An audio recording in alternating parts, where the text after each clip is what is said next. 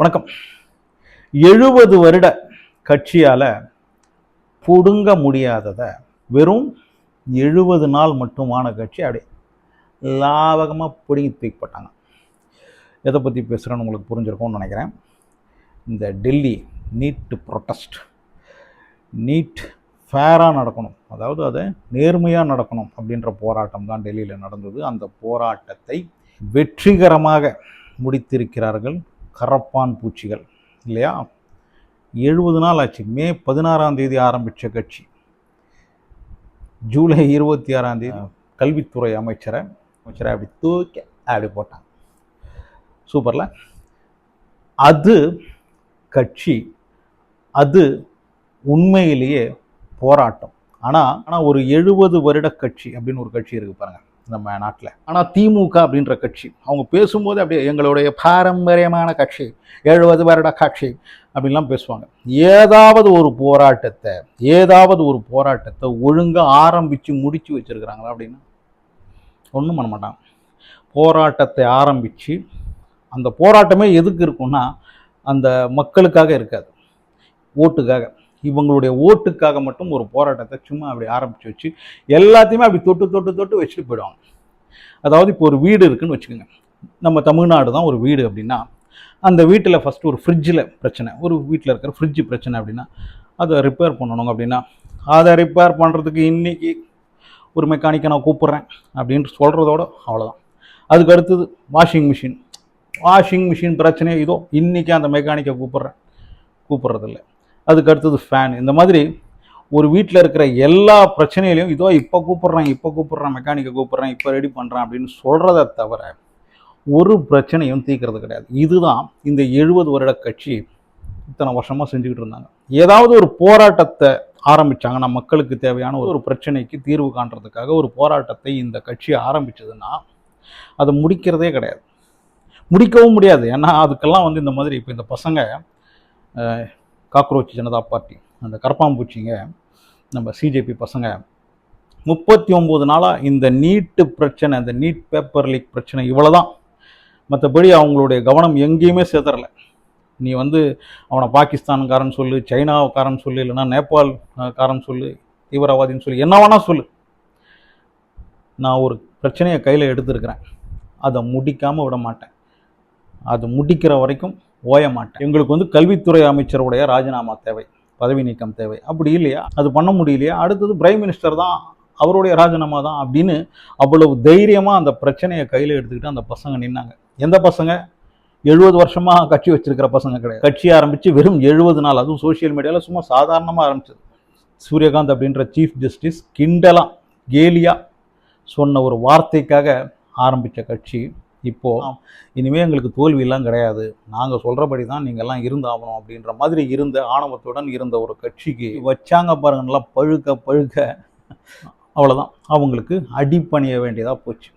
இதுதான் போராட்டம், இப்படி தான் போராட்டம் இருக்கணுமே தவிர இப்போ அந்த தாவேக்காவெல்லாம் இவங்க சொல்லிட்டு இருக்காங்க பாருங்க, உங்களுக்கு என்ன அனுபவம் இருக்குது, 2.5 வருஷத்தில் என்ன அனுபவம் இருக்குது, எங்கள் கட்சியை பாருங்கள், எங்கள் கட்சியோடைய பாரம்பரியத்தை பாருங்கள், நாங்கள் என்னென்ன போராட்டம்லாம் நடத்திட்டு வந்திருக்கோம் பாருங்கள், என்னென்ன போராட்டம் நடத்தி என்னையா பிரயோஜனம், நீ ஏதாவது ஒரு போராட்டத்தில் ஜெயிச்சிருக்கிறியா, இல்லை ஏதாவது ஒரு போராட்டத்தை கரெக்டாக முடிச்சு வச்சிருக்கிறியா, ஏதாவது ஒரு போராட்டத்தால் மக்களுக்கு பயன் இருந்திருக்குதா?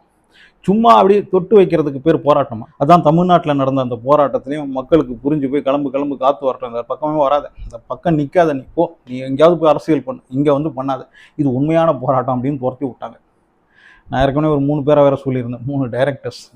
எந்தெந்த இடத்துல அரசியல் பண்ணணுமோ அங்கெல்லாம் அரசியல் பண்ணுறதை தவிர இந்த திமுக கட்சி, இந்த 70 வருட கட்சி என்ன பண்ணியிருக்கு?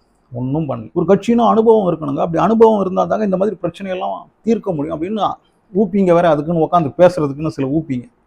என்ன அனுபவம் வச்சுக்கிட்டு நீ இப்போ இத்தனை வருஷமாக என்ன பிடுங்கன்னு 5 வருஷம் உன் கையில் இருந்தது, ஆட்சி இருந்ததில்ல, நீட்டுக்கு ஏதாவது உன்னால் செய்ய முடியுதா? போராட்டம்னு சும்மா அப்பப்போ எப்பயாவது உனக்கு டைம் இருக்கும்போது டைம் பாஸ் பண்ணணும்னா ஒரு போராட்டம் பண்ணிட்டு போயிட்டு ஏதானா ஒன்று சாதிச்சு, ஏதாவது போராட்டத்தில் ஏதாவது சாதிச்சு. இப்போ பசங்களை பாரு, இதுதான்டா போராட்டம், இதுக்கு பேர் தான் போராட்டம். அதனால் இந்த அனுபவத்தை பற்றிலாம் இனிமேல் பேசக்கூடாது. எனக்கு 70 வருஷம் 60 வருஷம் அனுபவத்தை பற்றிலாம் இனிமேல் பேசாதீங்க. இங்கே எக்ஸ்பீரியன்ஸ் முக்கியம் இல்லை, லட்சியம்தான் முக்கியம். இங்கே பாரம்பரியம் முக்கியம் இல்லை, லட்சியம்தான் முக்கியம். இங்கே அனுபவத்தை விட உண்மையிலேயே மக்கள் மேலே இருக்கிற அக்கறை தான் முக்கியம். அதுதான் இந்த பசங்க கிட்ட இருந்தது, அதுதான் உங்ககிட்ட இல்லை. அதை விட்டுட்டு எப்போ பார்த்தாலும் தமிழ்நாட்டில் இந்த கட்சி 2.5 வருஷம் தான் ஆகுது, இவங்களால் என்ன பண்ண முடியும், அது என்ன பண்ண முடியும்.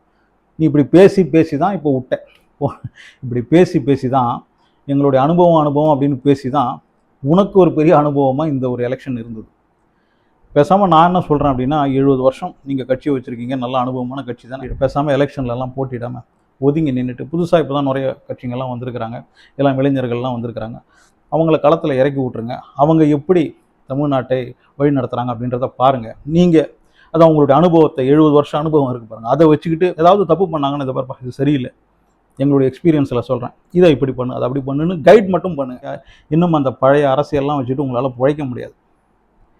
அது வந்து பிஜேபிக்கும் தெரிஞ்சு போச்சு. அவ்வளோ பெரிய அடாவடித்தனம், அவ்வளோ ஆணவம் எல்லாத்தையும் கையில் வச்சுக்கிட்டு இடி, எலெக்ஷன் கமிஷன், சிபிஐ, போதாததுக்கு இவிஎம் வேறு, இது எல்லாம் வச்சுக்கிட்டும் இந்த இளைஞர்கள்கிட்ட ஸ்டூடெண்ட்கிட்ட நம்மளால் ஜெயிக்க முடியாது அப்படின்றத அவங்க உணர்ந்துட்டாங்க. நீங்களும் இந்த அனுபவத்தை வச்சுக்கிட்டு 70 வருஷ பாரம்பரியத்தை வச்சுக்கிட்டு போராட்டம் அப்படின்ற பேரில் ஒரு நாடகம் நடத்துவீங்க பாருங்கள், அந்த நாடகத்தெல்லாம் வச்சுக்கிட்டு இனிமேல் உங்களால் குப்பை கொட்ட முடியாது. பேசாமல் ஒதுங்கிடுங்க, அரசியலை விட்டு ஒதுங்கிட்டு புது பசங்களுக்கு வழியை விடுங்க. அவங்க பார்த்துப்பாங்க, அடுத்த தமிழ்நாட்டை அடுத்த ஒரு 10-20 வருஷத்துக்கு அவங்க பார்த்துப்பாங்க. நம்ம எம்எஸ் தோனி சொல்லுவார் பாருங்கள், கிரிக்கெட் சீரியஸ் அப்படின்னும் போது நாங்கள் விளையாடுற அந்த ஒரு மேட்சை பற்றி மட்டும்தான் அன்றைக்கி கவலைப்படுவோம். அடுத்த மேட்ச் எப்படி ஜெயிக்கிறது, அதுக்கு அடுத்த மேட்ச் எப்படி ஜெயிக்கிறது, அதை பற்றிலாம் பார்க்க மாட்டோம். ஃபஸ்ட்டு ஒரு மேட்ச், இந்த மேட்ச் எப்படி ஜெயிக்கிறது, இதில் நம்ம என்னென்ன பண்ணணும் அதை மட்டும்தான் யோசிப்போம் அப்படின்ற மாதிரி. அதை தான் இப்போ இந்த கரப்பாம்பூச்சி இந்த சிஜேபி பசங்க செஞ்சுருக்கிறாங்க, அதுதான் இந்த இளைஞர்கள் செஞ்சுருக்கிறாங்க. அதனால தான் அவங்களால ஜெயிக்க முடிஞ்சது, அதனால தான் கல்வித்துறை அமைச்சரை நீக்க முடிஞ்சது. இவ்வளவு அகங்காரம் நிறைந்த, இவ்வளவு ராஜா மாதிரி இருந்த அந்த மை ஃப்ரெண்ட்ஸ் அப்படின்னு 2 நாள் நைட் வந்து மக்களை எல்லாம் ஏமாற்ற பார்த்தா இருப்பாங்க, பேசி பேசி ஏமாற்றுவார் பாருங்க. அவராலேயே இந்த பசங்களை ஏமாற்ற முடியாமல் போச்சு. ஃப்ரெண்ட்ஸ், நான் जानता हूं कि पेपर लीक. ஸோ போராட்டம் அப்படின்றது மக்களுக்கானதாக இருக்கணும், அது உண்மையானதாக இருக்கணும். போராட்டம் அப்படின்ற நாடகமாக இருக்கக்கூடாது. அதெல்லாம் அந்த சிஜேபி ஃபவுண்டர் அந்த பையனும் சொன்னான், அபிஜித் தீப்கே. அந்த தப்பை திருப்பியும் பண்ணாதீங்க.